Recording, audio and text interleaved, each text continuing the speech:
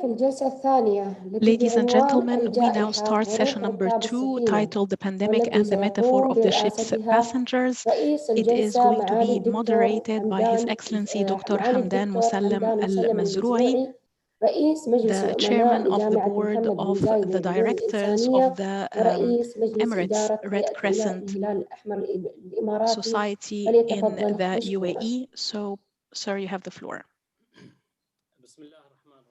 In the name of God, thanks be to God, and may His blessings and prayers be upon His Prophet.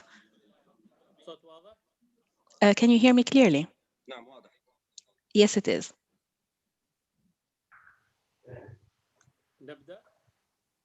So the sound is clear. So we start. Go ahead. In the name of God. Thanks be to God, and may His prayers and blessings be upon His messenger, Muhammad, and may His blessings be upon all prophets. God says, the Prophet believed in what was revealed to him by God, and the believers believe in God and His books and His messengers and His angels, and we do not differentiate between any of these. Ladies and gentlemen, Your Excellencies, my brothers and sisters in all parts of the world, may God's peace be upon you. May God's peace be upon you from the UAE, and peace from a country that was based on the love of peace and good for all. May God bless its founder, Sheikh Zayed bin Sultan Al Nahyan, and the former rulers of the Emirates. We would like to welcome you all from a land where more than 200 nationalities live. They are all diverse in terms of religions, in color, in creed, in gender. They are all living in peace together. So I would like to thank the rulers of this country for having made this possible and for having supported diversity, which is allowing us all to live in peace together. Ladies and gentlemen, the UAE has a very clear doctrine, which is coexistence and tolerance. This is something to be emulated in different parts of the world. This country has its borders wide open to people from different nationalities. People have lived here in peace, and our laws have that into consideration. We respect beliefs, we respect religions. It is the country that always offers help to all countries of the world whenever humanitarian assistance is needed, and that is irrespective of the background of the people in these countries. We only look at something that binds us all, which is humanity. This country holds conferences, seminars, and webinars to bring people together and to unite people under an umbrella of peace, love, and brotherhood. And the Pope Francis and the Sheikh of Al-Azhar signed here in Emirates the brotherhood document, and the latest achievements is establishing the Mohammed bin Zayed Humanitarian Sciences University, which is going to exemplify living together in peace. I would like to welcome you again to this session, which is titled The Pandemic and the Metaphor of the Ship's Passengers. People in this universe are like passengers on board the same ship. They are sharing the same destiny, and they all need to take part in guiding this ship. This pandemic made it very clear that our destiny is shared, and there is no way for us to make it to the shore, to make it to safety, unless we help each other. This pandemic does not differentiate between an elderly person or a young person, a wealthy person or a poor person. It does not differentiate between people on the basis of religion. And this session, in this session, we will discuss 4 topics. The first one is the current state of the world and the commonality of human destiny. The second is the health crisis as a humanitarian crisis. The third is advances in science, technology, and communication and the relation to humanitarian crisis. And the fourth is a humanitarian crisis and the metaphor of the ship's passengers. Please allow me to welcome the participants and to the listeners. And we are going to set out with the first topic, which is the current state of the world and the commonality of human destiny. I would like to welcome the speaker, His Eminence Archbishop Angelis, the Coptic Orthodox Archbishop of London in the United Kingdom. So you have the floor, sir, to give us your speech. Thank you, Excellency, and thank you, Chair. This is a wonderful opportunity to be with you. Of course, we would all have preferred to be with you in person. We've had such wonderful meetings of the forum over the past years, and I've been very blessed to be with you.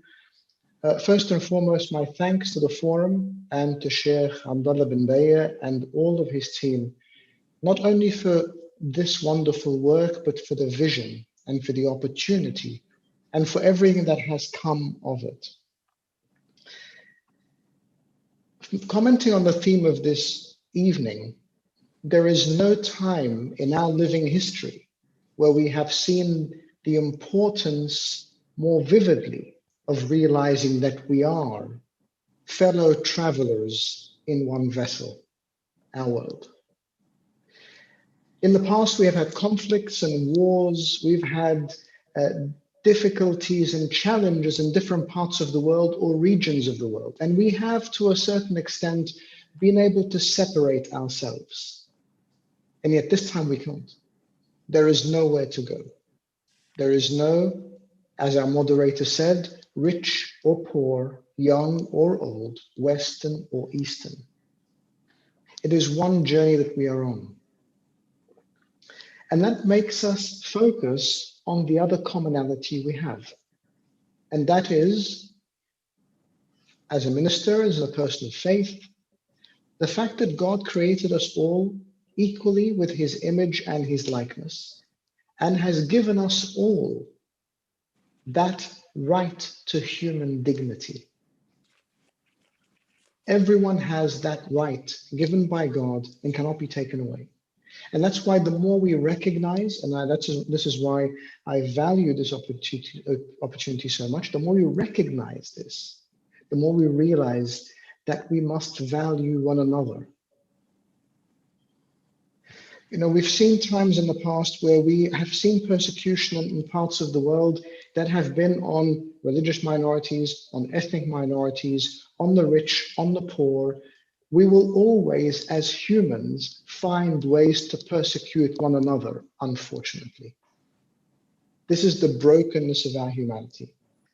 But what we have also realized is that this leads us to a breaking down of our world and our cultures and our communities. When we look at the value of the other as we do to ourselves, when I place the other before myself, then I ensure that the other will grow and thrive, and I in turn will do the same. It's wonderful that as a principle of Christian faith and practice, we must love our neighbor as ourselves. We must even love our enemies. And why? Because it is in that love that we are closest to the nature of God.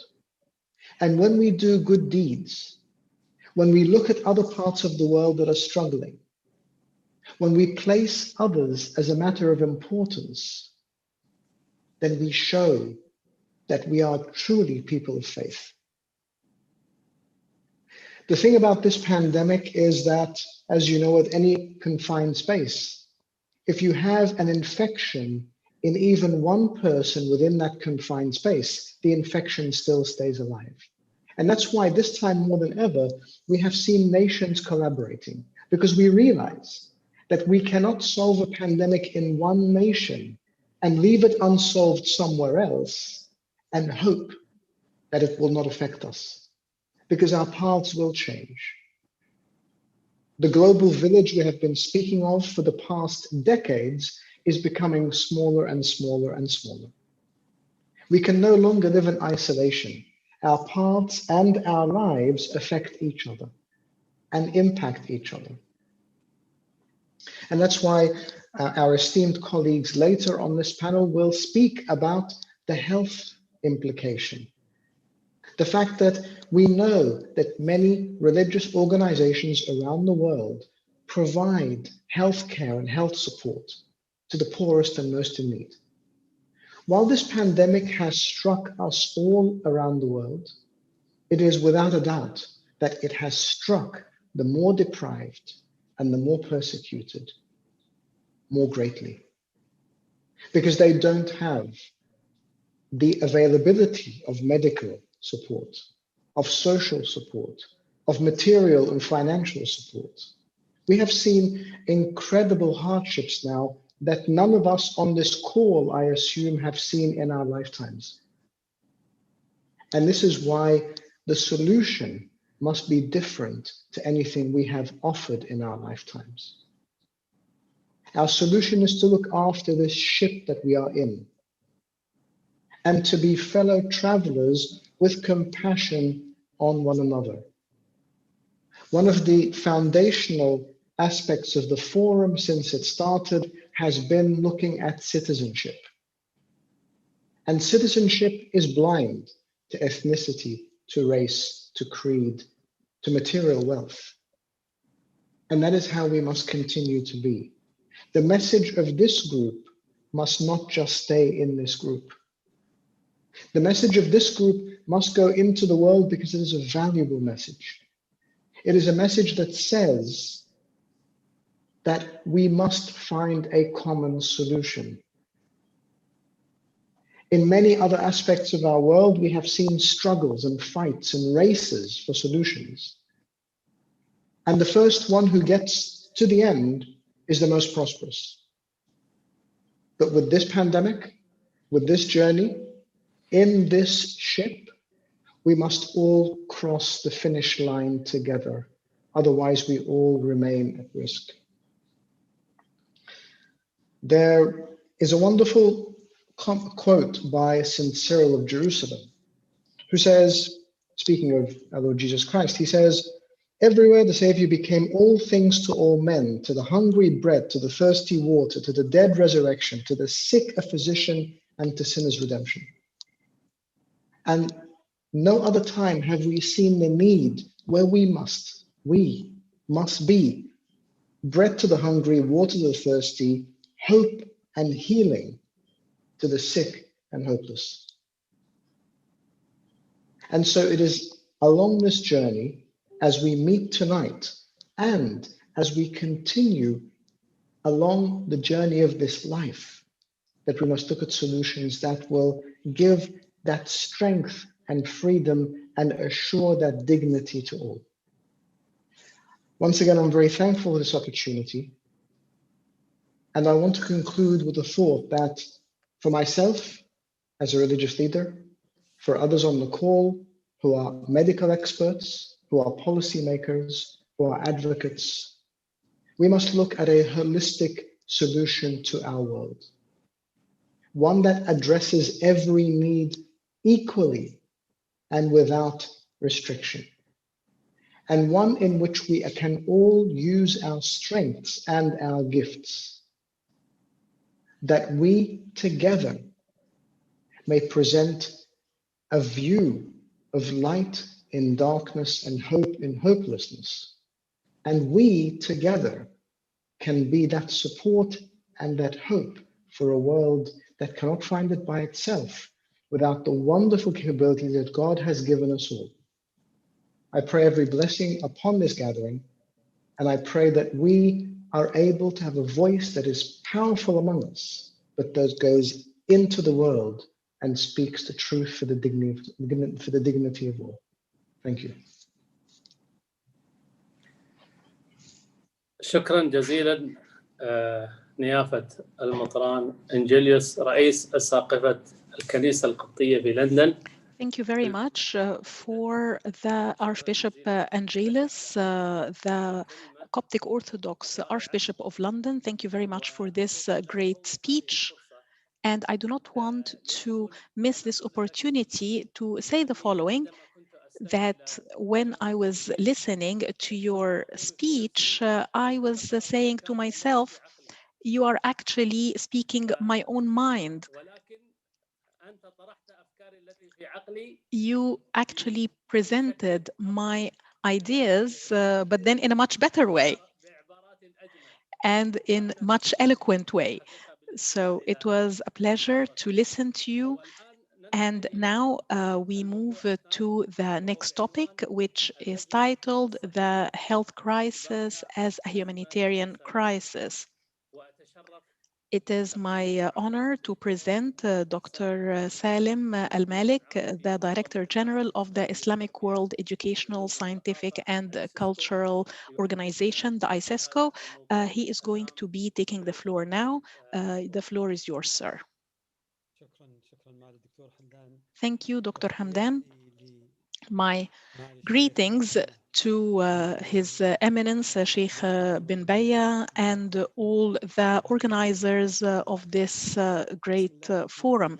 In the name of God, and may His blessings be on His Prophet, I would like to say that I had a COVID test 2 days ago, and it turned out that I'm infected with COVID-19. So now I have to self-isolate, and I'm talking to you from my isolated location. Your Excellencies, ladies and gentlemen,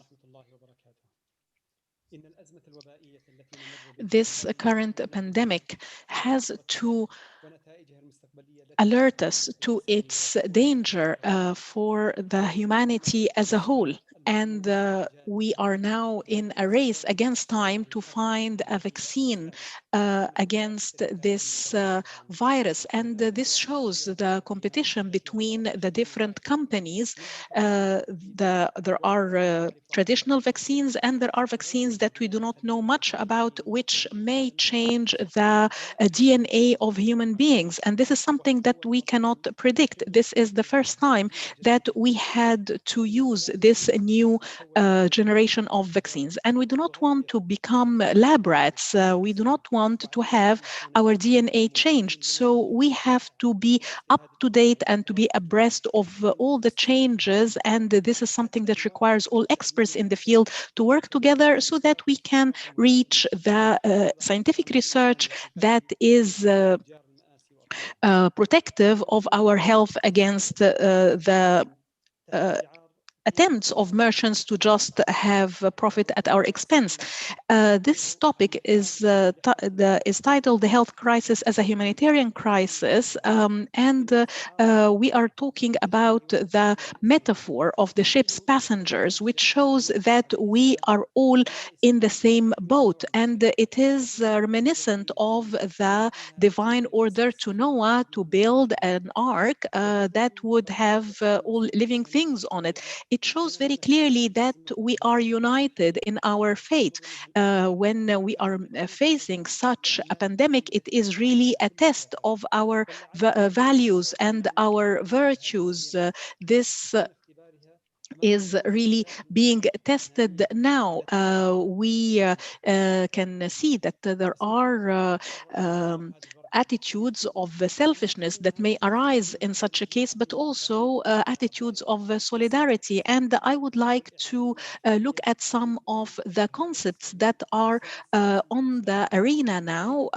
When we are talking about this pandemic, there are ideas about Islamophobia and Islamic extremism. And I have to say that we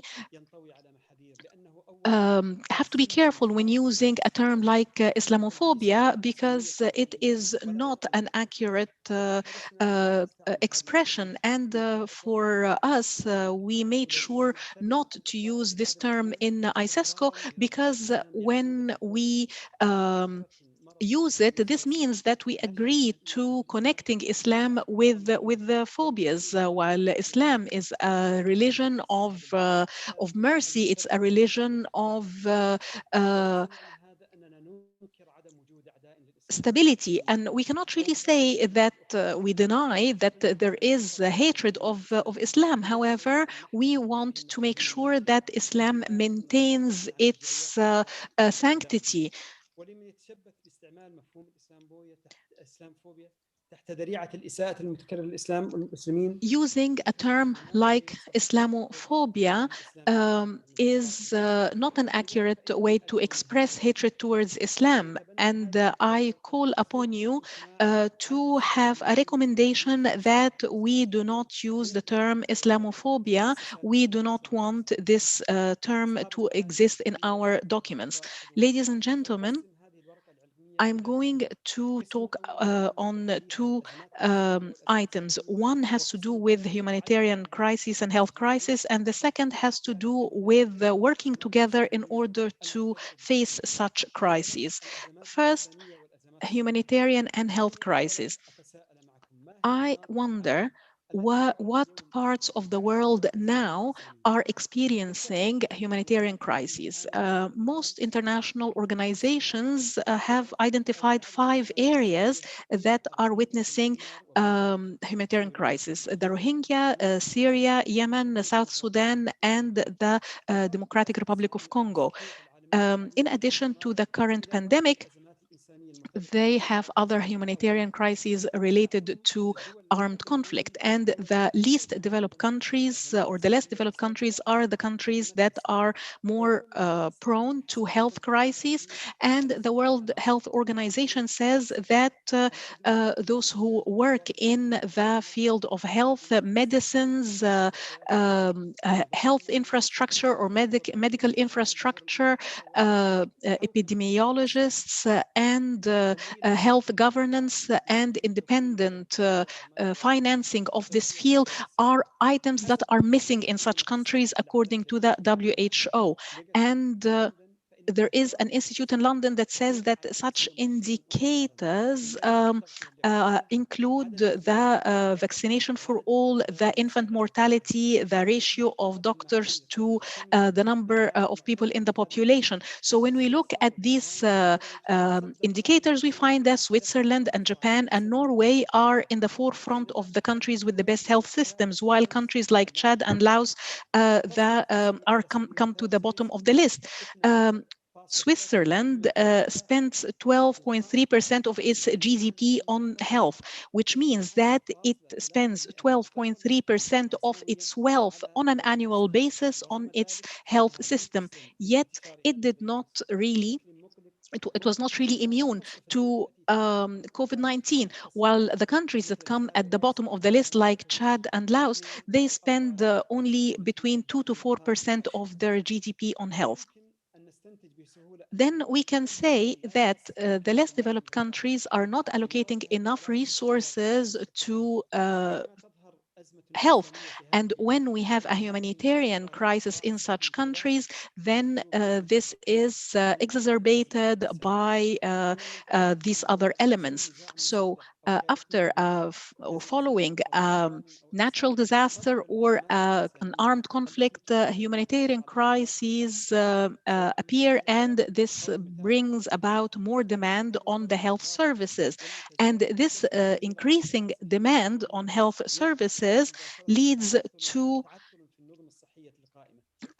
paralysis of the current health services, and it shows the inability of these services to meet the demand. So when the health services or the health systems are weak, the humanitarian crises appear. Also, when it comes to armed conflicts all over the world, we will remember that in March 2020, the Secretary General of the United Nations called upon working together in order to solve these crises so that we can deal with other health crises. So then let me ask, how did health all of a sudden become part of the issues of the socio-economic or geopolitical issues?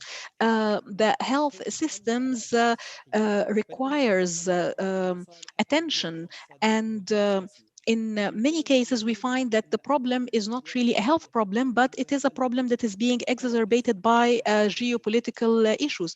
If we look at humanitarian crises or health crises, we will find that Africa has had a large share of this, and that it has been prone to crises, conflicts, natural disasters, and so on. So we find that this makes the health situation get worse. And those who are affected by COVID are 67 million people, and we have 1.5 million people who died as a result of COVID. And add to this all the other problems that we are facing, like unemployment, drug addiction, etc. According to the OECD, the current economic situation in the world is quite stagnant, and the GDP and on a global level has decreased by 4 to 5% this year. And this economic crisis is, or this actually crisis is going to cost us $7,000 million. And the WHO said that millions of workers around the world are going to lose their income, which is 3.5 trillion US dollars by the end of this year, and unemployment is going to jump to unprecedented levels. It may exceed 40% in countries like Brazil. And that is because millions of people have lost their income. The poverty is going to increase, and the UNDP projects that 207 million people are going to be living in extreme poverty as a result. And there will be more than 1 billion poor people in this world. So we are really going through a real crisis, a real humanitarian crisis. And as a result of this, the number or the rates of migration is going to increase. So because there is going to be a decrease in social protection, there are going to be millions of people who will be affected. So we need to have solidarity, and we see also during this crisis that more than 1 billion people started working as volunteers in order to help out. And one of the positive elements or the silver linings of this crisis is that the industrial activity in this world has decreased, which means that the emissions of carbon dioxide decrease. So the nature is is reviving in different parts of the world. One of the sectors that was affected is, of course, tourism and civil aviation. And according to the World Tourism Organization, tourism globally decreased by 97% because of the lockdowns. And this means that 300 million tourists could not go around, which leads to millions of losses in income. Also, we looked at the indications of violence against women, and because of the lockdowns, we find that violence against women increased by 25%. As to education, it was also impacted because educational facilities were closed in the face of 1,500,000,000 children and young people. And of course, this will have impact on all these children who cannot get a proper education. Another impact is that it has exacerbated the gap between the different classes, and 1/3 of children of this world could not get education because it became difficult to reach schools. Also, when it comes to culture, it also suffered, and it will not be able to go back to where it was before the crisis. 176 countries closed its cultural and cultural locations and museums,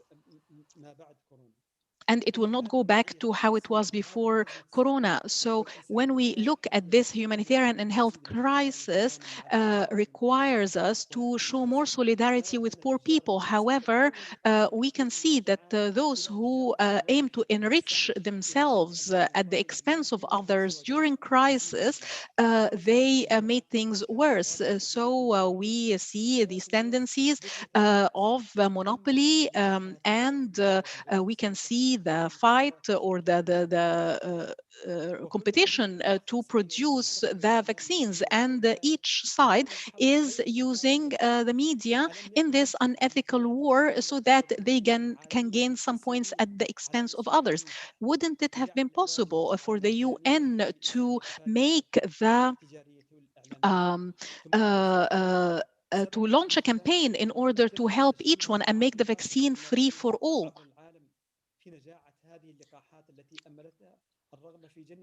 Couldn't things have been done better in a better way than trying to make profit at the expense of others? The lesson learned here is that it's important to have more solidarity amongst us, irrespective of our backgrounds, irrespective of our differences. The strong has to help the weak, the able has to help the disabled without any discrimination. And it is important to think of the metaphor of the ship's passengers. We have to look at our religions for inspiration, and we have to affirm that our ship has to go through these storms in order to reach the shore safely. Ladies and gentlemen, allow me now to go to the second part of this paper on the role of culture in solving this crisis, and also how we can work together to contain this crisis from the perspective of religious leaders. The human intellect has to wake up and has to participate and contribute to solving this crisis.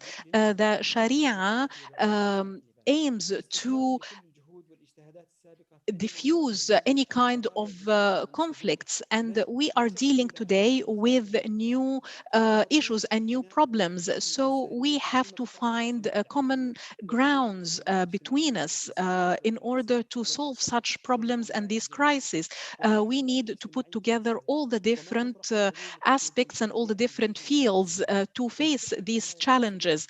One of the challenges is looking at the artificial intelligence, looking at genetic engineering, and they are related to technology, to informatics, and to medicine and genetics. And these are all fields that are very modern and very new to us, and we need to understand what is the opinion of religion in such work. So we are facing an important challenge, which is the globalization of legislations, because whatever we face is not limited to one part of the world. It impacts the whole world. So these cross-border issues, these issues that happen across all aspects is something that requires us to work together, and we need to look at the gap, the ethical gap, the legislative gap that was created by all these inventions, and the fields of legislation and other fields are not able to keep up with all these developments. And the multinational companies that are producing these technologies are imposing their code of ethics without really referring to the code of ethics of the general public. Science and technology sometimes were used in order to fulfill certain political purposes. They were sometimes also used to achieve goals that are not really in the interest of people. So we need to have then rules and regulations for these companies producing technology so that they do not turn from a blessing to a curse to humanity. I'm talking here about manufactured viruses that could have disastrous consequences to people. Also, we need to think of the artificial intelligence and how this could lead our brains to stand still or not to be used the way that they should be. So when artificial intelligence takes over different fields as we see today, then we are going to be facing a problem. The diagnosis of certain disease, for instance, is done using artificial intelligence, and this could get experts in such fields out of business.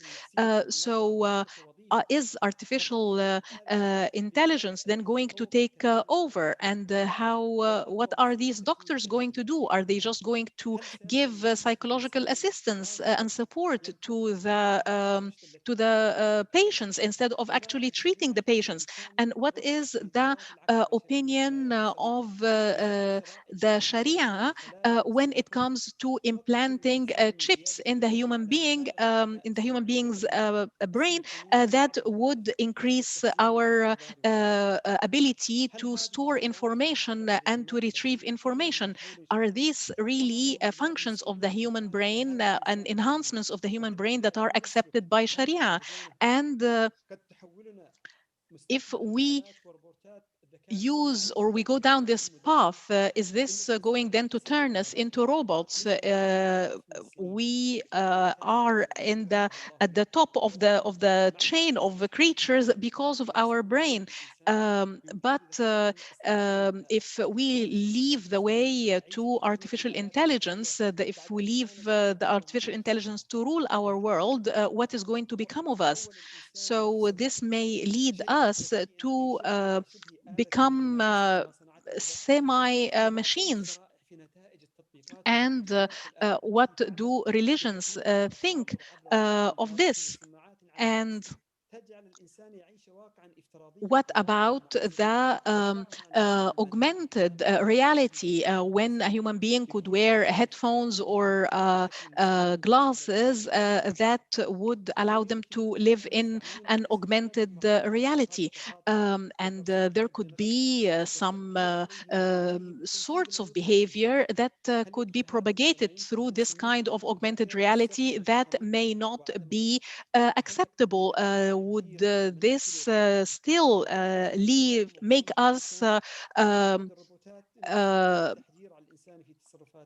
in control of our destiny? So artificial intelligence may make it possible to read a human being's ideas, and this may lead then to starting a new branch of police. Um, I'm sorry, you are over the time. مثل هذه الأسئلة لم يواجهها العقل الفقهي من قبل. Then these are questions that we did not think of before, that we did not deal with before. So this means that we have to take over these fields, and we have to think about such fields. I'm going to stop here, and thank you very much for your attention, and thank you for allowing me to participate. Thank you. أولا معاليكم First شفاء. of all, I hope you recover and you get rid of the virus. We ask God to your speed recovery. Thank you. This was such an interesting talk, and I couldn't bring myself to stopping you because it was all useful. However, I am very sorry because we're short of time. I'd like to thank you, and I hope that I may be able to read what you read, to think about it again. They're very useful, deep ideas. Thank you, Your Excellency, for your intervention. Now, I'd like to invite Her Excellency Ambassador Makawi, Ambassador of His Majesty the King to the Vatican. I don't see her in the participants. So Dr. Raja Makawi, Ambassador of His Majesty the King to the Vatican, are you with us, Madam? Then is Her Excellency here? Okay, then we shall move to the third topic. And the third topic is about advances in science, technology, and communication and their relation to humanitarian crises. I'd like to welcome Dr. Patrick Dixon, who is a doctor, a speaker, and also a specialist from the United Kingdom. Oh, sorry, Dr. Najah just joined us. Dr. Raja, can you hear me?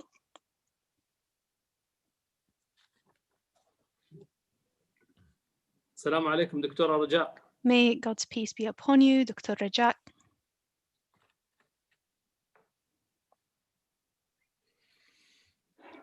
دكتورة رجاء.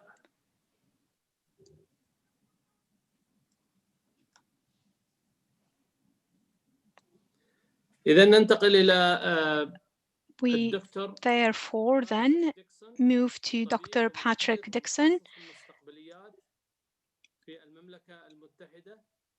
who is the chairman of Global Change Limited from the United Kingdom. Dr. Patrick Dixon, the floor is yours, sir. Thank you very much. Greetings to His Eminence Bin Baya, Your Excellencies, Ministers, Ambassadors, and other world leaders. It's a great privilege to be part of this assembly for promoting peace in Muslim societies. I'm speaking to you today as a physician, as a futurist, as someone who advises many corporations on global trends. And I wish to share with you, if I may, some slides which I hope will increase our understanding of what it is to be on this ship together.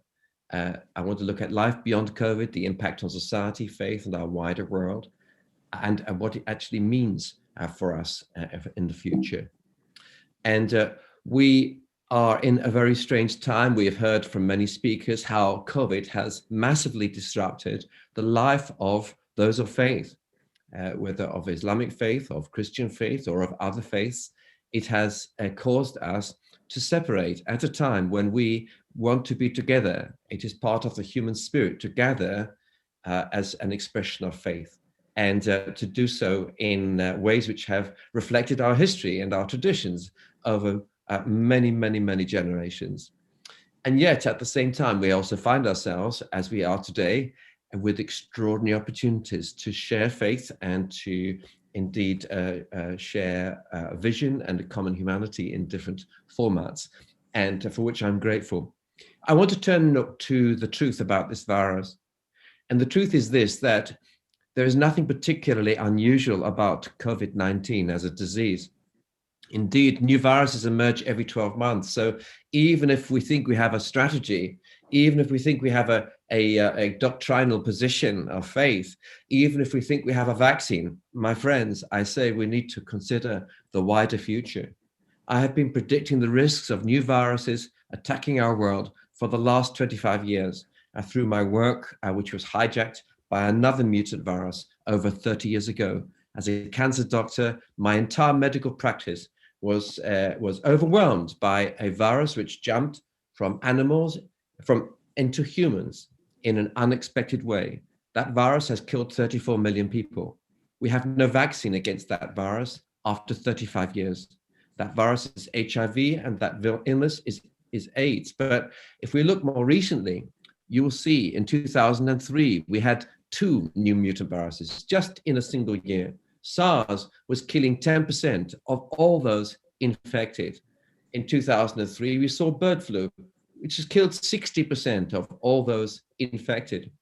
And compared to COVID-19, which is mainly affecting those who are elderly or quite frail or vulnerable from other illnesses, and it is fortunately sparing the very young, many of these other mutant viruses are not so selective, and they have also killed children and babies. In 2009, we saw swine flu, much lower mortality, but half the world's children became infected in 12 months.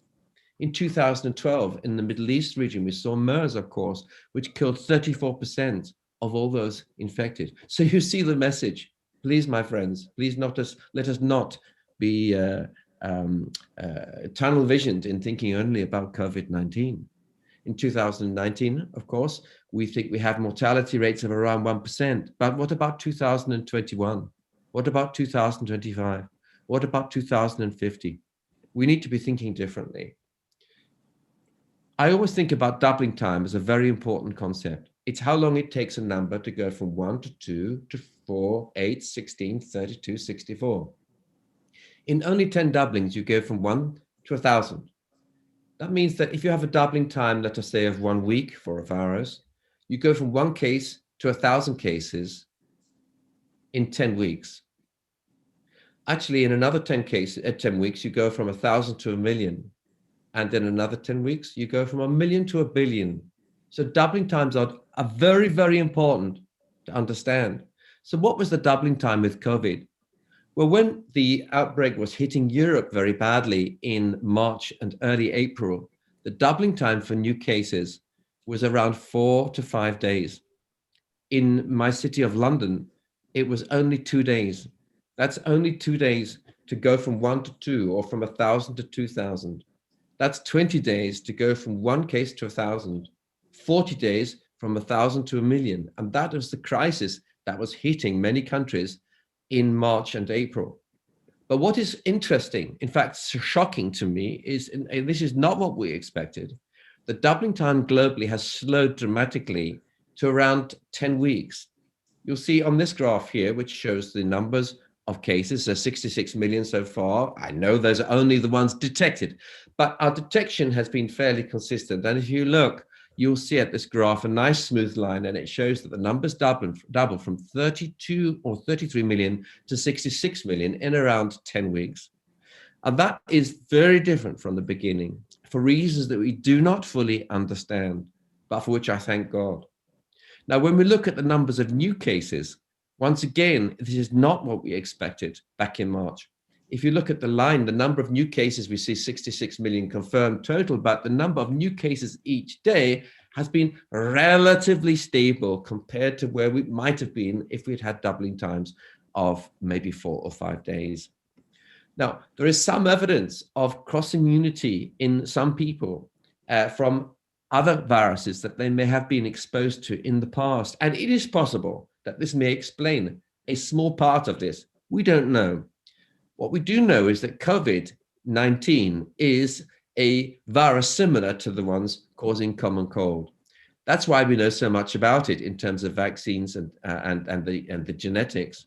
And we also know this, that we've seen a number of studies where it's become quite clear that if someone has a strong antibody response to common cold viruses that they have been exposed to in the past, that in their serum, if you analyze the components of what's in their blood, they have immunity, some kind of immunity, some of them, some kind of immunity already to COVID-19 virus.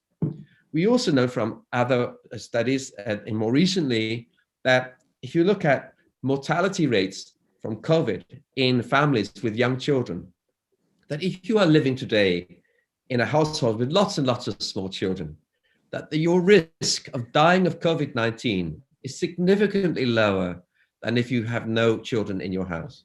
That's even when we correct for things like the age and other aspects of who you are. Why should this be? Well, it may just be that children are themselves exposed to very large numbers of mild viral infections, of very wide ranges of viruses.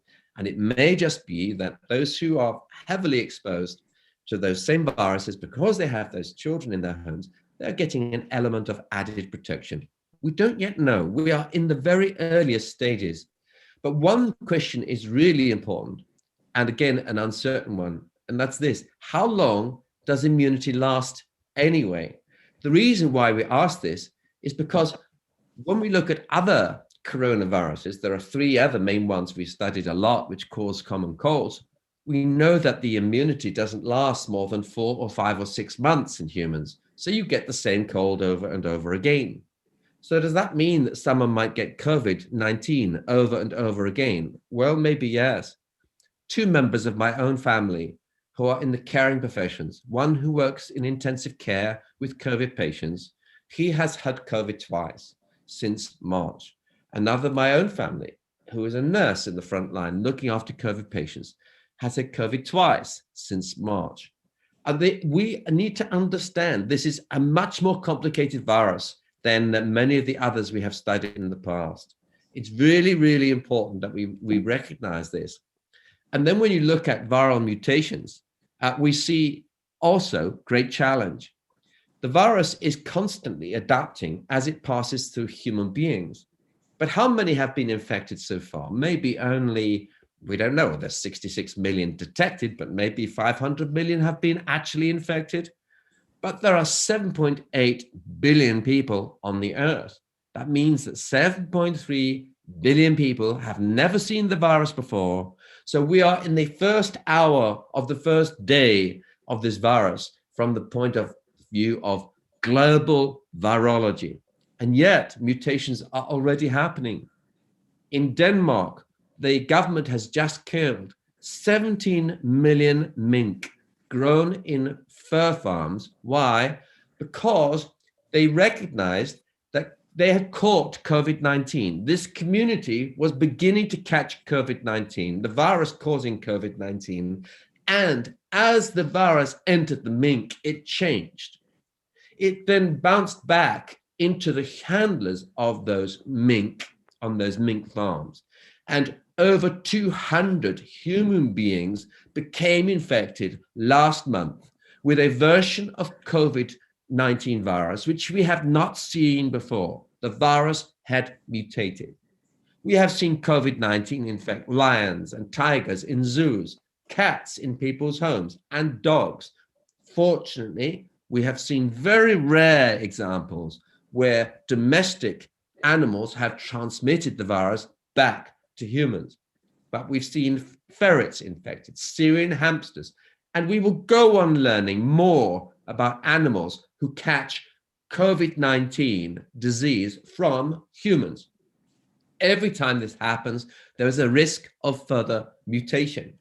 Now, we have 53 vaccines in progress, 83 clinical trials, and I thank God for the spectacular progress that pharma has made. We have seen more pharma innovation in the last 9 months in vaccine technology than in the previous 10 years. It is astonishing, but we have to have questions. By the way, the vaccines differ enormously. I'm just going to give you 2 examples. One is the AstraZeneca vaccine produced in partnership with Oxford University in the UK. This has been formed through a defective monkey adenovirus. This is similar to a virus causing coughs and colds in humans, but it has been deactivated. This virus can be stored in ordinary fridges, which is good. It costs only $5 a dose, which is very good, especially when we hear other speakers today talking about access, equal access to vaccines in emerging markets. The cost is very important. But there are some scholars in the Islamic community and in the Christian community that have been uneasy. Not most, but some, especially I'm thinking of discussions in Australia at the moment, because this particular vaccine has been produced from cell lines obtained from a human fetus around 50 to 60 years ago. That cell line is labeled 293HEK. There are no human cells in the vaccine. Let us be clear. What happens is the vaccine is produced by stimulating 293HEK cell line in a big vat to produce viruses. The virus particles, this defective monkey adenovirus, are then isolated from those cells and into a pure solution, which is then injected as the vaccine. And the virus particles, when they enter your body, stimulate your body to make spike protein. Now, here is a second very different type of vaccine. As an example, is the Pfizer-BioNTech mRNA vaccine, which instructs the cells to make spike proteins. There's no virus involved. You just inject the mRNA messages. These are fragments of genetic code, and you inject them into the muscle of your arm.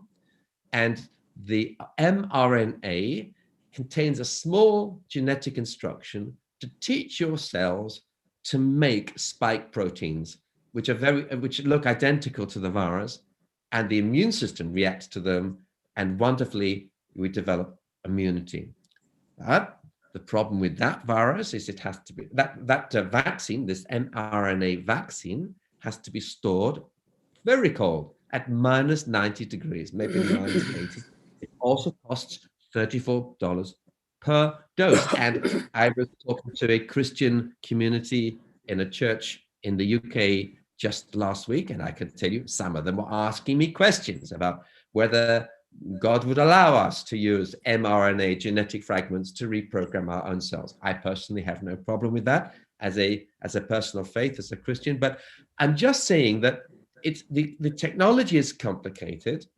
The chains of carrying these technologies around the world are complicated. They require refrigeration as well as spectacular innovation to make them. And sometimes they can raise some ethical questions, but also practical questions. How long will a vaccine last? I mean, if you think of two of my relatives who have got COVID-19 twice, could it be that they will need the vaccine twice? Or they could have the vaccine in January, but they get COVID-19 in June. And then they get COVID-19 again the following November, unless they have another vaccine. Can you see how complicated this can become? And we will not know the answer to how long the vaccines produce immunity for, maybe a year or 2 or 3. We just don't know. And if the virus mutates, then of course the vaccine you have will not necessarily work. So if a new type of virus had spread widely from, let us say, those Mink, and mutates again, then we could find we vaccinate everyone in the world, we think we've done the job, and then we're hit again with a Mink version of the vaccine. So let's take a deep breath. Let us thank God for the technology, the sophistication, and the innovation of pharma. But let's look more widely at the problem. Why are we here? Why are we getting hit by new viruses every year or 2? Why do we still have nothing to give as a spectacular cure for someone with viral meningitis or a viral pneumonia? You know, you go to the doctor, he says, oh, it's an antibiotic you need if you have a bacterial pneumonia. But if you have a viral pneumonia, he says, oh, nothing, just go home and hope you get better. The reason is that we have a severe lack of effective antiviral medication. And that is why you will see a huge investment in research to develop drugs like penicillin for viruses. We still today, we don't have a single drug against a single virus that works as well as penicillin did in the 1940s when we first discovered it. So that's the big gap. And we cannot allow our whole world to be held to ransom for a year or 2, every decade or 2, every time we have a new mutant virus pandemic until we develop a vaccine. We need a different kind of solution altogether. And that requires us all, as passengers in the same ship with common humanity, facing common enemies, these viruses, to work together And better antivirals will mean effective treatment for a very wide range of future viruses and for existing ones. It will mean we have a cure for flu and for common cold, for measles and for polio and for other things. So finally, what does this mean for us as people of faith? Well, one thing we can say is this, that COVID-19, as we have heard so often already today, including from His Eminence bin Baya, that COVID-19 has united our world as passengers on the same ship, recognizing that we face a common enemy. And this has caused us to reflect deeply on our common future, regardless of our individual nations or our spiritual heritage, but to say that we are people who need to work together, to join our hands and link our arms with a common goal to fight these things and to create a better world. And as we do that, we, I believe, will find ourselves on a journey that provides far greater solutions than we ever first imagined. Thank you.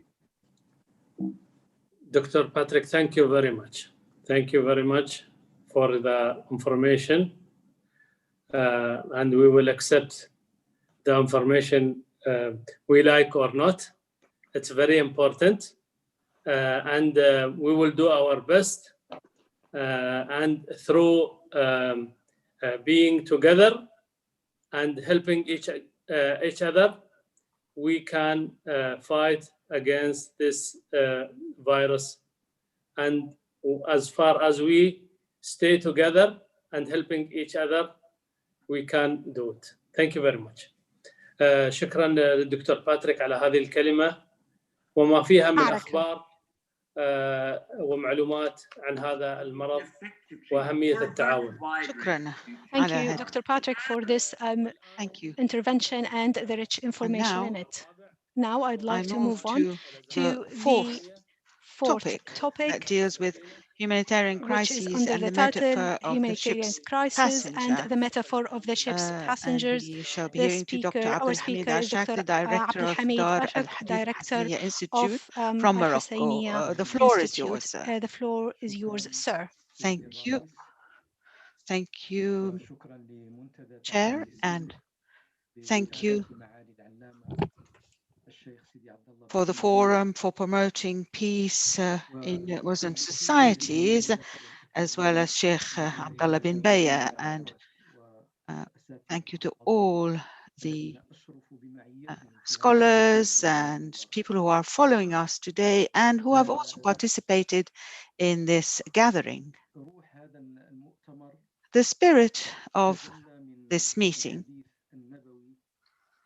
has been expressed in one of the prophetic says, and we refer here to the ship metaphor, and we refer to the bit that says when ones in the gallery were in need of water, they would go to the deck, passing the others by, and at some point they decided that they were to just bore a hole in the hull and could draw water out of it, and where they got help from the ones above, they were all saved. And this is where the idea came about, to think about the spirit of the ship's passengers, because this is the basis of setting up a complete basis and a system of humanitarian values with the aim of helping all, those who are on the deck and those who are in the galleys, in a way to bring about balance between all these components. And from this spirit,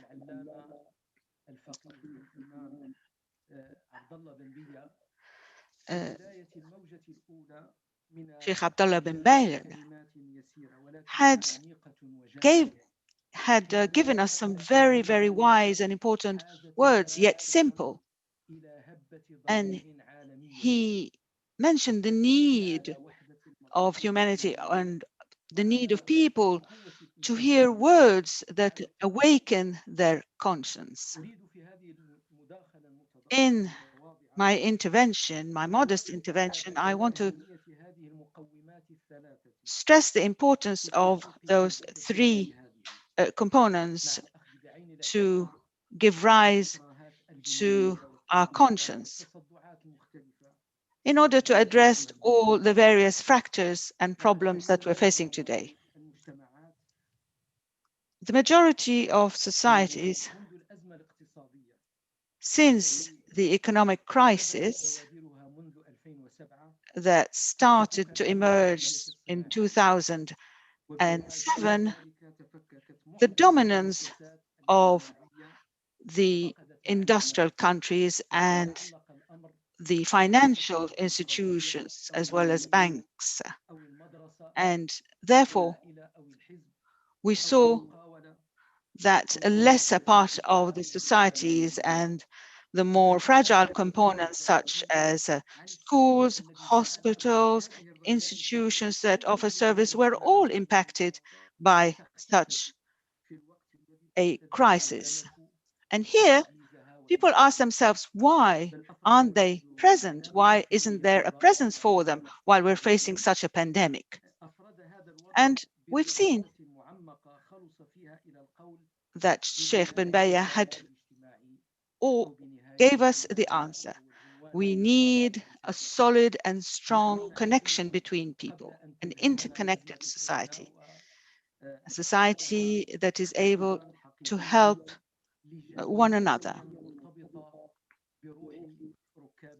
So this brings to mind all the values that are connected to the spirit of the passengers of the ship and its metaphor.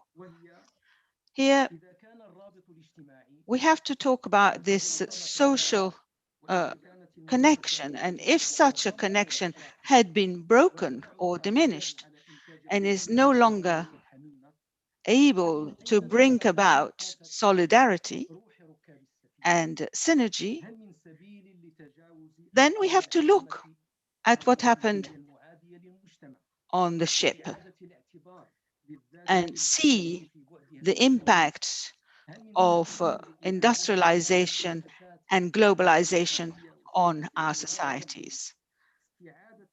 In order for us to reflect on how we can bring back this spirit of cooperation and solidarity.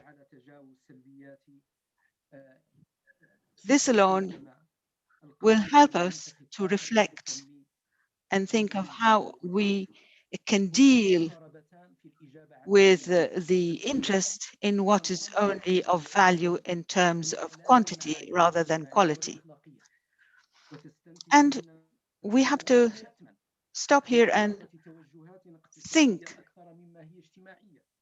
at the various trends that we are seeing today. We are seeing people running after profit and rather than trying to achieve synergy and harmony in societies.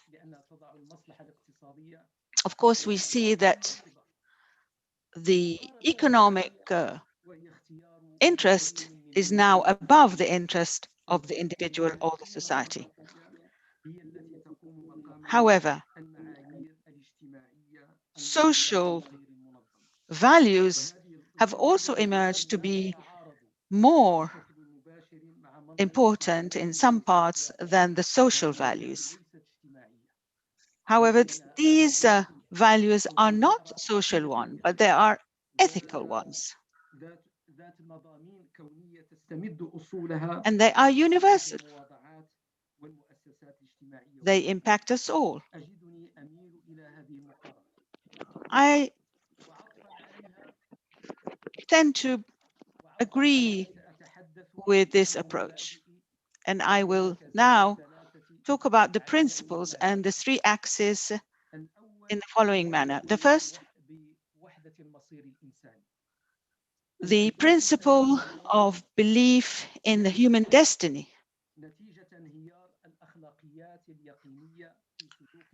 This needs to be looked at because we have a collapse in our value system.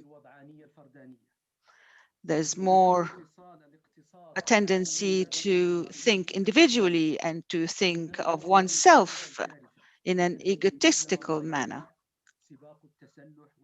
We have seen manifestation of this in terms of inequalities, in terms of the race for armament, in terms of dealing with the migrants and those who are seeking shelter.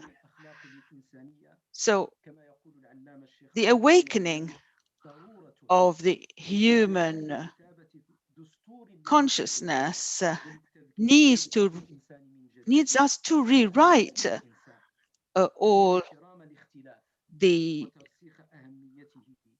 documents and charters that would help us to deal with this.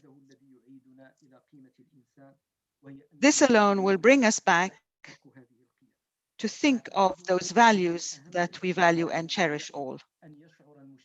We should have an awareness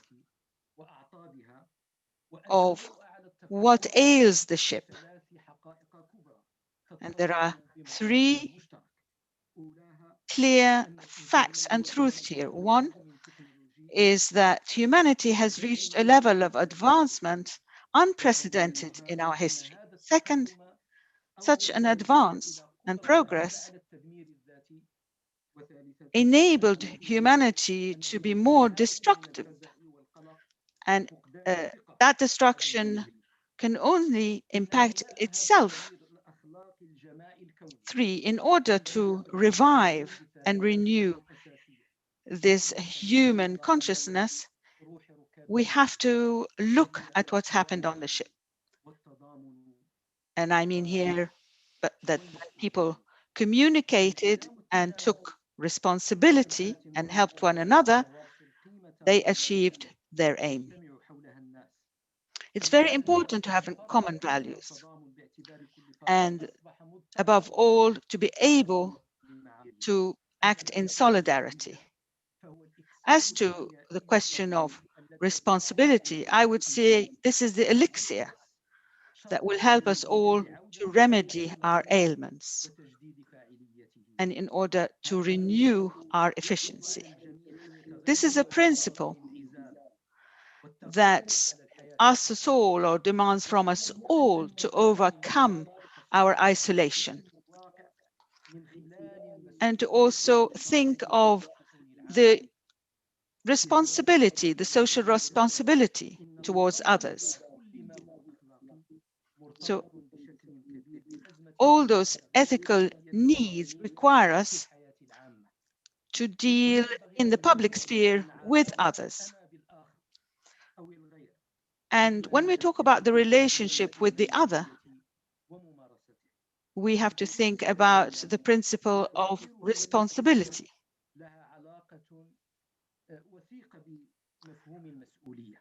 There's a very strong connection here with the question of responsibility. And Emmanuel Levinas had spoken about this.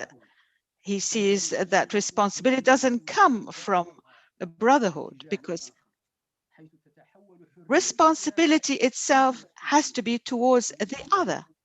And in turn, the other will feel the same. In this case, we would be able to say, I am responsible for the other.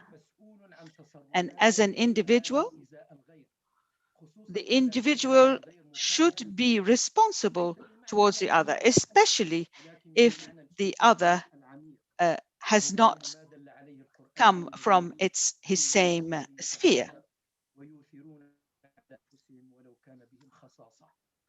And we see an example of this in the Holy Quran.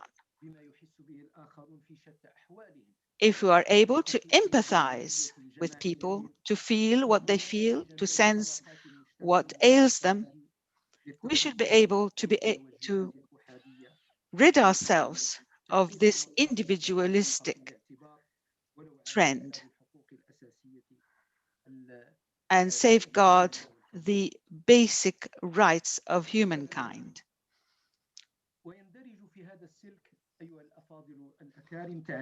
And dear guest, we include here this feeling of belonging to the whole universe. We are all part of the universe. And I turn back to the issue of responsibility. Firstly, this is based on the awareness of the human destiny. And as we have heard from Archbishop Angelos, he mentioned this point. And there's also the issue of coexistence. And I'm not going to talk about this because time is limited. From all what I've said, in short, there are a lot of things that brings us together. Those things bring us together based on our faith, and others not necessarily so. They bring us together because we are all humans and we are all diverse. However, if we interconnect, we should be able to cross the barriers. The second issue is to do with brotherhood. And brotherhood asks us to look at the other and to see if it's possible for us to help each other and support one another. And this came also in the agreement that was held in between Al-Azhar and the Vatican, where there was the Brotherhood Charter was signed. And nowadays we hear a lot about brotherhood. However, brotherhood doesn't only mean that it is a kind of relationship between the elite, but between people alike.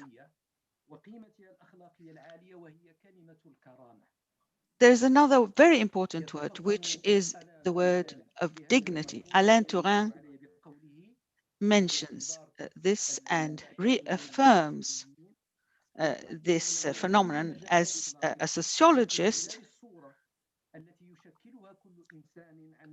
We look at ourselves and think we would like to be treated on the basis of how we see ourselves. Hence, we can say, I want to be respected. I want to be respected as a human being. I don't want to be disrespected. So this spirit of the ship's passenger that we are all looking for will not be achieved without changing our legislations and laws in order to fight and deal with the fear of others. We should be able to put in action all our words. And I've seen some countries have already enacted such laws. On the 9th of May 2018, the criminal chamber in the Court of Cassation had looked at some of the laws that criminalized everyone who gave assistance to a foreigner to come on the land of or the territory of Morocco. And here we had to question this principle. The legislation had to take into consideration the principle of freedom, and the legislator saw that, yes, it is very important to take this into account. And the council used as an argument what is shown on our flag,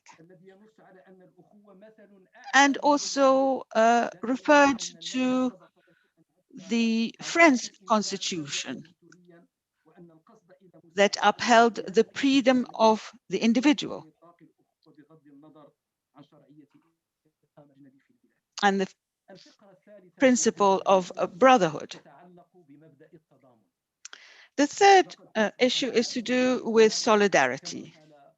The world today is aware, as we have heard from Sheikh bin Baya's speech, the world is aware that it is interconnected. It is like a body of a man. If one organ hurts or a limb, the rest of the body will be harmed.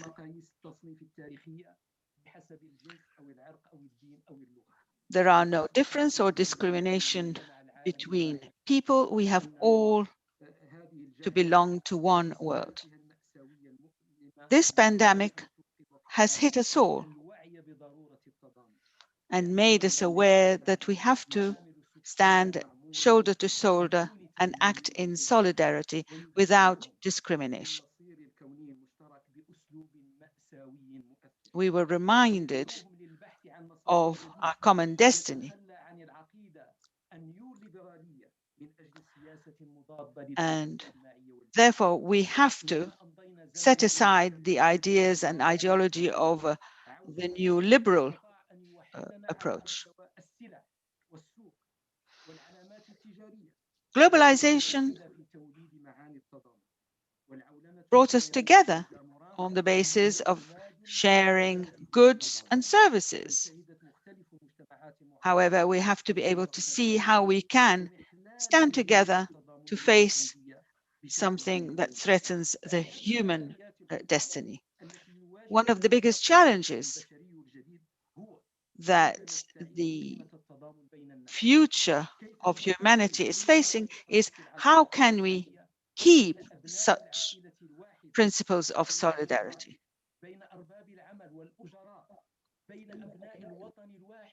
We know that this has to happen on various levels, within a family, within the workplace, within communities, societies, and also in neighborhoods.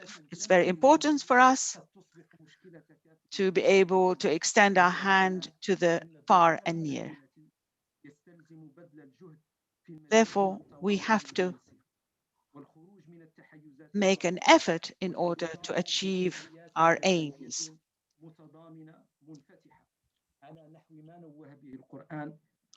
And follow what was in the verses of the Quran, and where it mentions that love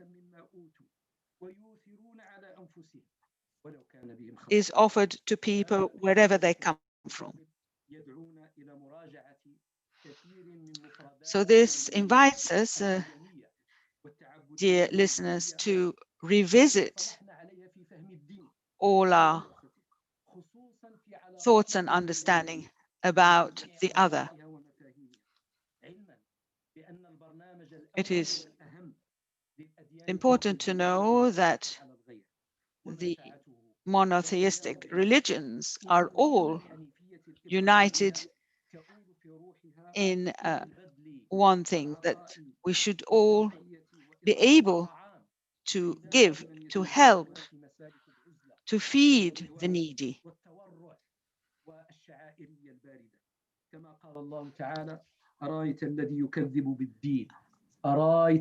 And a quote from the verses of the Quran, and I do apologize, I don't have a copy of it, and also in Matthew's writings, we see also there is a mention of such ideals.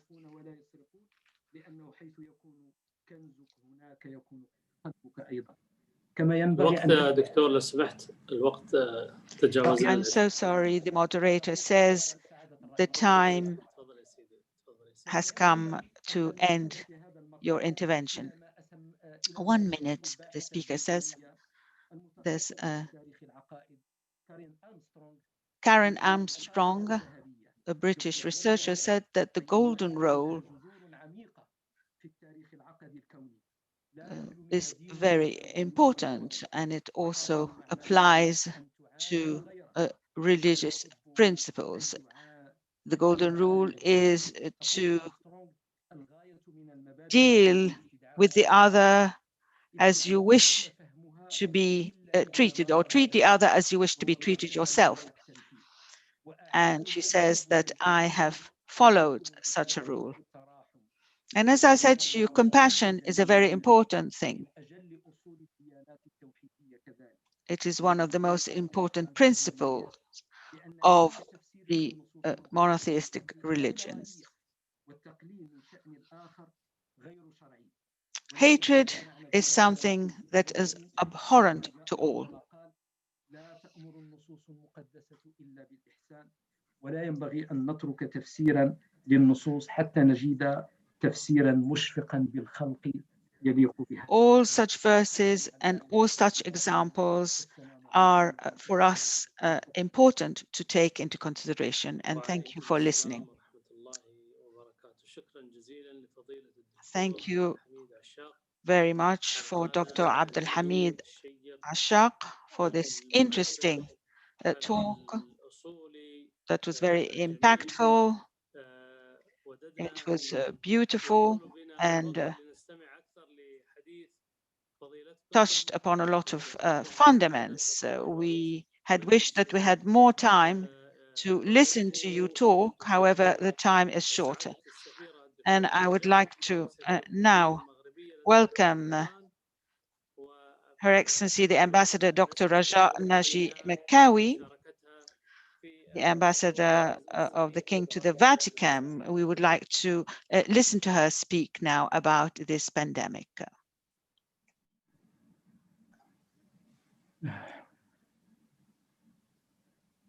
لا نستمع دكتورة، حديث غير مسموع. الآن مسموع؟ مسموع نعم، تفضلي دكتورة. بسم الله الرحمن الرحيم والصلاة والسلام على أشرف المرسلين. أنا سعيدة جدا بلقاء اليوم. I'm very pleased to meet you all today. And I would like to start by thanking everybody who contributed to holding this meeting in spite of the difficult circumstances. I also would like to thank the President of the Forum, His Excellency Sheikh bin Baya, and all participants. I have been asked to speak about the health crisis as a crisis of morality and human relations.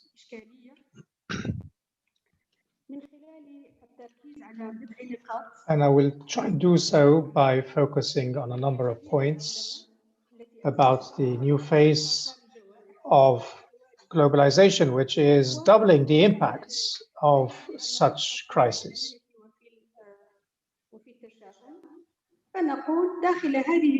However, we can say that in these crises, there must be silver lining. There is light at the end of the tunnel.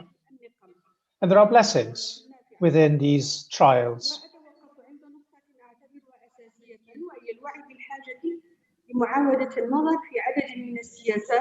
And I believe this is an opportunity to review some policies, national and international policies, and to re-examine the rules that govern international relations in order to achieve the balance and safeguards the dignity of all. In talking about the new phase of globalization and how it increases the impact of crises, I believe that the financial world, whenever it takes a few steps forward, it is met by a crisis that pushes it a few steps back. And while it doesn't directly contribute to environmental pollution,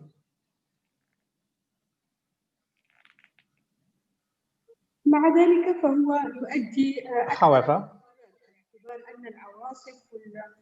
it pays the highest bills because the floods and storms.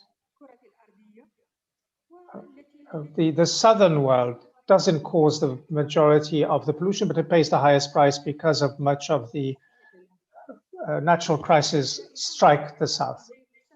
However, with this new pandemic and its spread, it increases the difficulties of the poor in the world.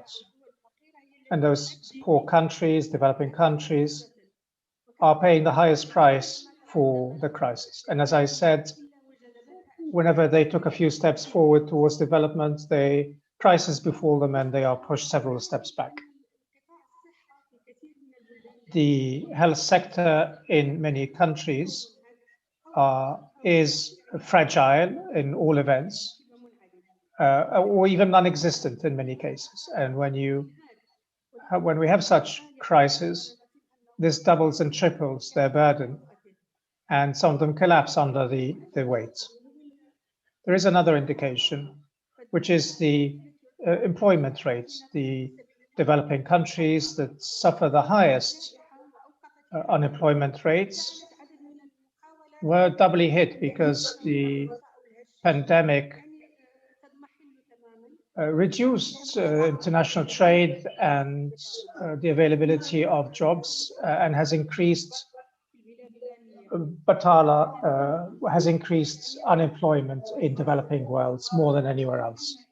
At the same time, such countries do not have the social institutions and government institution that would help alleviate this crisis and reduce the effects of unemployment. And we know very well that development is encouraged and pushed forward by the growth of the middle class. And of course, this new pandemic is reducing the abilities and the wealth of the middle classes and increasing also the poverty of the poorest classes. So countries that are suffering backwardness and economic and social impact are suffering the most. There's another matter, which is immigration or migration, and the percentage or the rates of displacement and refugees around the world. The vast majority of them are from developing countries, and unfortunately, a large percentage of those are from Muslim and Arab countries. And with the crisis, human movements is increasing, and the poverty is increasing, and the chances of development are reducing. And this would lead to an increase in the number of migrants who are having to leave their countries and homes and are living out in the open in many cases. So these are the indications. So with regards to the Millennium Development Objectives, they should be achieved in 2015. Well, 2015 has passed, and 5 years have passed since, and not much of these Millennium Development Goals has been achieved. Now we have the pandemic, and I believe that it will laden the underdeveloped countries with more burdens, and it will increase their underdevelopment. I had started by saying that perhaps in this cloud there's a silver lining, and something that we can consider a blessing and will give us hope. And here I would like to talk about some examples.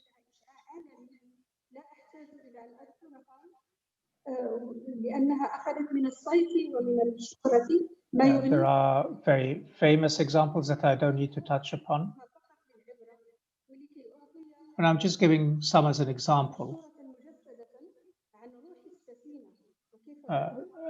As a representation of the spirit of the ship and the passengers of the ship. So we have had examples of collective action to deal with the pandemic, and I believe that the whole world has witnessed or has recognized this approach, collective approach, and has taken proactive measures to prevent the spread of the disease. And with developments, as time passed, we've seen another initiatives for solidarity within the one country. So multiple funds have been set up to deal with the pandemic. And not only, we didn't stop there, there's now a wider initiatives that cover the entire continent of Africa. And under all the pressures and the pressures of the crisis in this darkness, we have seen the light of that example of solidarity on the level of our country and also the level of Africa. But not only that, when the explosions happened in the port of Beirut in Lebanon, we have seen a lot of initiatives to assist in the rescue of the wounded in a spirit of solidarity of the passengers of the ship. In around 20 sub-Saharan countries in Africa gave assistance in solidarity in that crisis. And we know the value of our friends, of human beings at times of crisis. And after this, we have seen the race to develop vaccines. We've seen very sensible, very wise examples that were done with solidarity. So here are the positive examples that give us all hope. And here we can see maybe blessings that are in the folds of this crisis.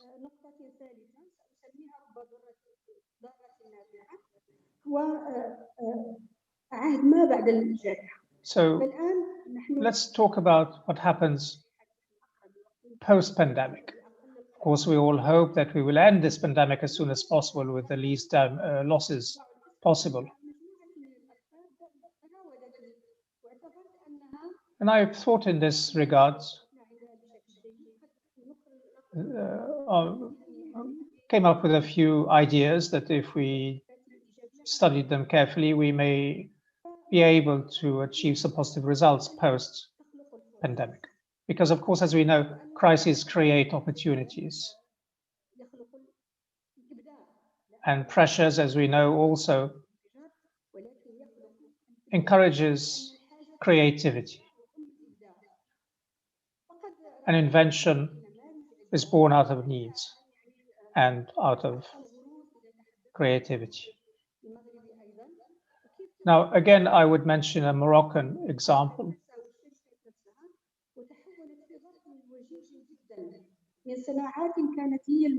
A company that, or several companies that have developed their industry, developed their factories in order to produce goods that were required to deal with the crisis.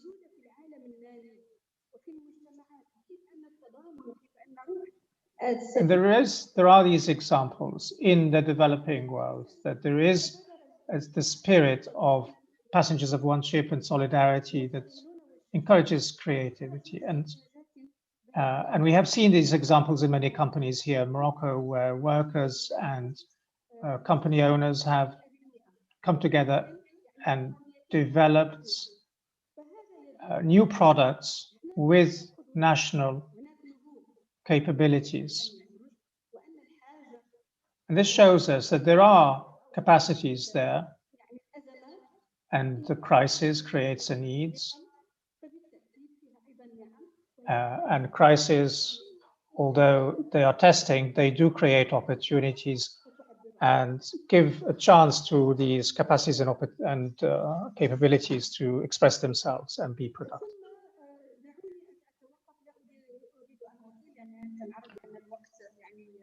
ضيق جدا لذلك لا أريد أن أطيل في تحليل النقاط. I would like to then briefly mention another issue, which is distance working.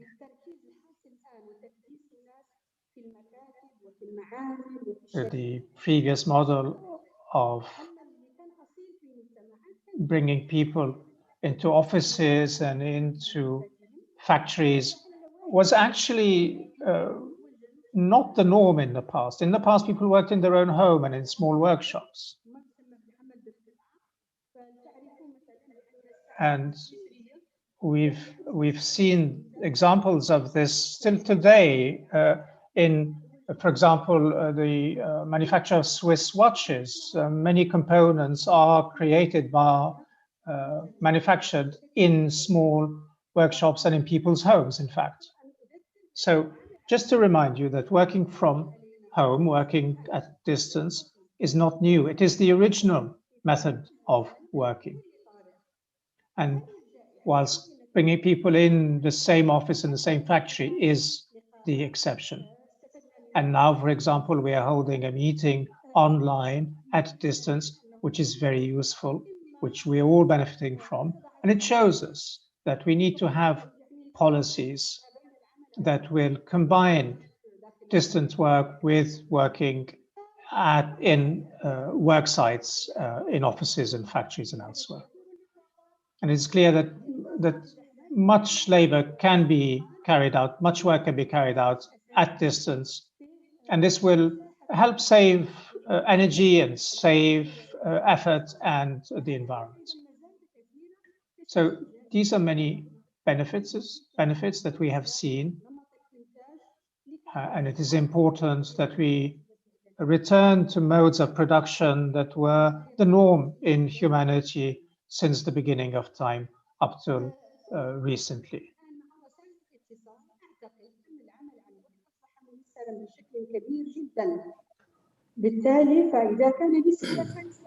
Also, given the modern communication, we can re-examine our methods of work.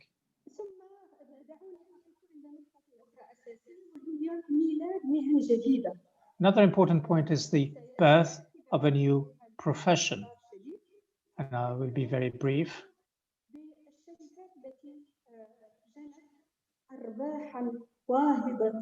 Those are the companies that made enormous profits because of the pandemic, who are basing their business model on communication technology. So whilst we are reviewing our policies, we can take all these factors into account, and especially that I would emphasize that we need to focus on the social aspects, the childcare, the elderly care, instead of piling workers and employees in certain sites. We can develop policies and approaches that take into account healthcare and childcare, and this will and to be creative in creating a new work model and combine distance work with on-site work that will help everybody take care of their families and their children. Thank you, Doctor. Your time is up. It's more than over.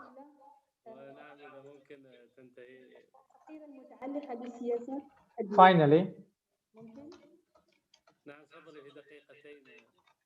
you will have 2 minutes, madam. The pandemic has also shown that there is an imbalance in international relations.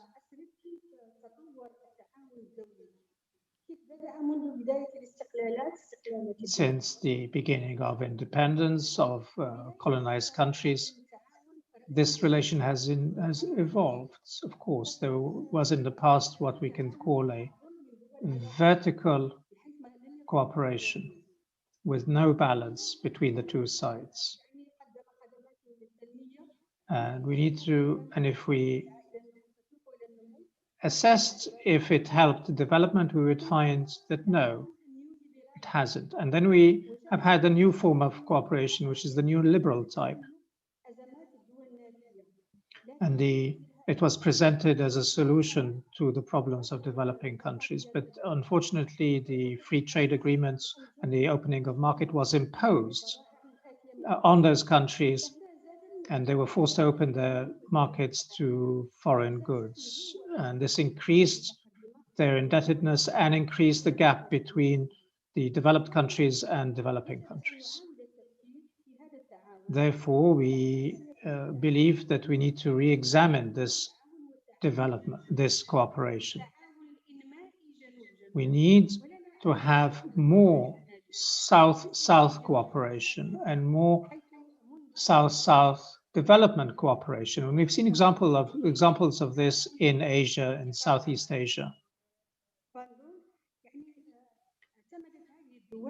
And through trade agreements, those countries were able to develop approaches with self-reliance, with mutual cooperation, South-South cooperation. This helped many of those countries to develop. So we need to examine those types of cooperation, and we need to learn from the lessons of Southeast Asia, which were based on self-reliance and in mutual cooperation, the basis, as a method to end backwardness and to develop. And let me end with the call issued by Pope Francis, where he said that the Corona crisis has left many people behind. And he focused on the migrants, on unemployed, and the vulnerable. And he focused on these following points that I'll be brief in. He called for the building of new social moralities built on equality, and also to protect the public good and to care for those who are left on the side of the roads, and to have economic inclusion through grassroots projects, and to end to turn the competition for war into a competition for the good of humanity. And also called for a re-examination of the work of international organizations which didn't benefit humanity much, especially with regards to development.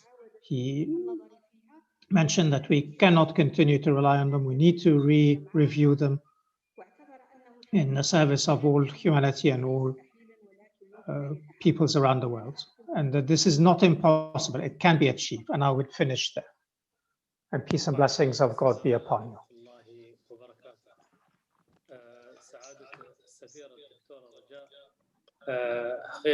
Your Excellency, Ambassador Raja, what you said really was wonderful, more than wonderful, actually. I liked a lot